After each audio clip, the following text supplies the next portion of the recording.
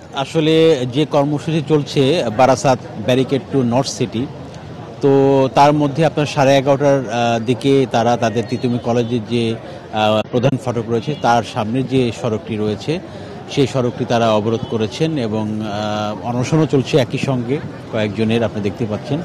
এবং তিতুমি কলেজে এই সড়ক অবরোধের কারণে এই পাশের যে মহাখালী থেকে যে যানবাহনগুলো আসছে সেগুলো যেমন আসতে গুলশানে যেতে পারছে না, এবং একই সঙ্গে গুলশান থেকে যে যানবাহনগুলো আসছে সেগুলো মহাখালী যেতে পারছে না। এবং তারা গতকাল রাতে যে কর্মসূচি ঘোষণা করেছে যে তাদের দুটি কর্মসূচি, তার মধ্যে একটি হচ্ছে যে শাটডাউন কর্মসূচি এবং তিতুমি কলেজের সব ক্লাস পরীক্ষা বর্জন এবং সেই সঙ্গে প্রশাসনিক যে কার্যকলাপ সেটিও কর্মসূচি মানে বন্ধ কর্মসূচি তারা ঘোষণা করেছে। এবং একই সঙ্গে তারা এই যে সড়ক অবরোধের ঘোষণা দিয়েছিলেন এবং সেই অবরোধের মধ্যে তারা বলেছিলেন যে মহাখালীর সামনে, মহাখালী রেলগেট, আমতলী এবং গুলশান লিংক রোডে। তো এখন পর্যন্ত তারা তাদের এই কলেজের সামনে অবস্থান করছেন এবং তারা কিছুক্ষণ আগে শুনছিলাম যে তারা মহাখালী ব্যারিকেড করার কথা রয়েছে, মহাখালী সড়ক এবং রেলপথ, তো এখনো সেটি করেননি। তো এই কারণে আসলে যে গাড়িগুলো আসে, যানবাহনগুলো আসে, সেগুলো কিন্তু বন্ধ রয়েছে, তারা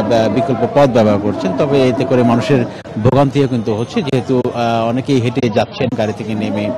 তো তারা যেটি বলছেন যে দীর্ঘ 28 বছরের যে তাদের যে আন্দোলন চলছে এই তিতুমি কলেজকে নিয়ে, এবং ইন্টারমিডিয়েট তুলে দেওয়া হয়েছে এই কলেজকে বিশ্ববিদ্যালয়ে রূপান্তরের জন্য, তারপরও কেন তাদের এই দাবি বাস্তবায়ন হচ্ছে না, এবং তারা সরকারের বিভিন্ন বক্তব্য বা সিদ্ধান্তকে প্রত্যাখ্যান করেছেন এবং তারা বারবারই বলছেন যে তাদের এই দাবি যতক্ষণ পর্যন্ত আদায় না হবে ততক্ষণ পর্যন্ত তারা তাদের এই আন্দোলন চালিয়ে যাবেন। প্রিয়াঙ্কা।